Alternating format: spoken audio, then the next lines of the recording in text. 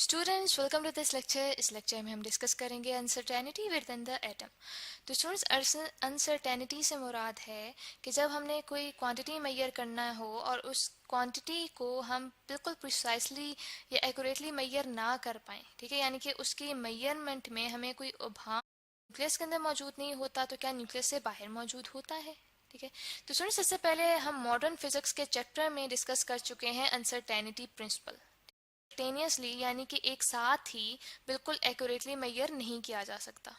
ठीक है, जो पोजीशन और मोमेंटम होता है किसी पार्टिकल का, उन्हें साइमल्टेनियसली मेजर नहीं किया जा सकता।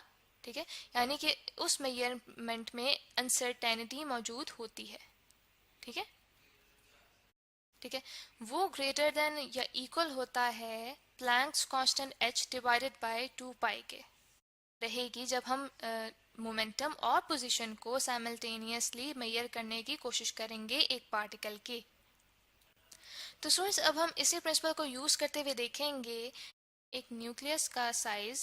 ठीक है, एक न्यूक्लियस का साइज तकरीबन होता है 10⁻⁻14 मीटर। ठीक है, यानी कि जो उसका डायमीटर होता है वो होता है 10⁻⁻14 मीटर।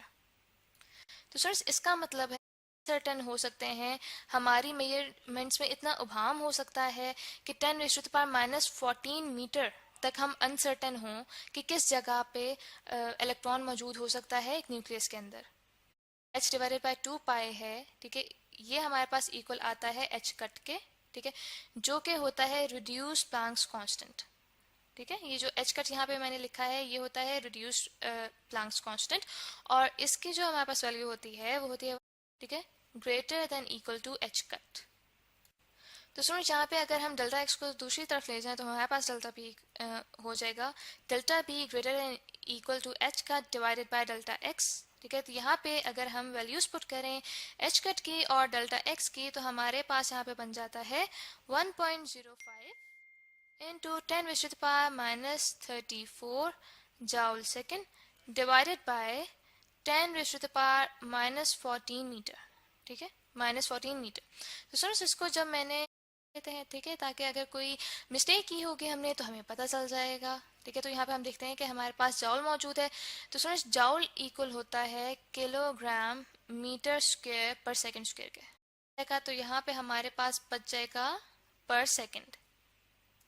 तो स्टूडेंट्स दैट मीन्स कि हमारे पास यहाँ पे जो यूनिट्स आ रहे हैं वो आ रहे हैं किलोग्राम मीटर पर सेकंड।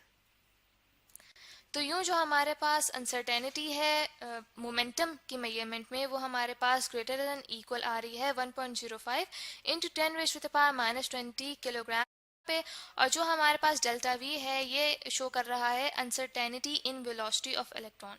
ठीक है, तो यहाँ पे अगर हम डेल्टा वी की वैल्यू निकालना चाहें तो वो हमारे पास यहाँ पे डेल्टा पी की वैल्यू हम अगर पुट करें तो हम वैल्यू पुट करेंगे तो हमारे पास यहाँ पे इलेक्ट्रॉन होता है, उसका मैस होता है 9.1 into 10 raise to the power -31 हमसे कट जाएगा, तो हमारे पास वेलोसिटी के यूनिट्स आ जाएंगे जो कि होते हैं मीटर पर सेकेंड। ठीक है, तो स्टूडेंट्स इससे ये हम देख सकते हैं इस रिजल्ट से कि अगर इलेक्ट्रॉन एक न्यूक्लियस के अंदर मौजूद होगा, ठीक है, तो उसकी जो वेलोसिटी है वो या तो 0.1 into 10 raise to the power 11 metre पर सेकेंड हो सकती है या उससे ग्रेटर हो सकती है, जो कि मुमकिन नहीं है क्योंकि जो सबसे ज़्यादा स्पीड होती है वो होती है वेलोसिटी ऑफ लाइट।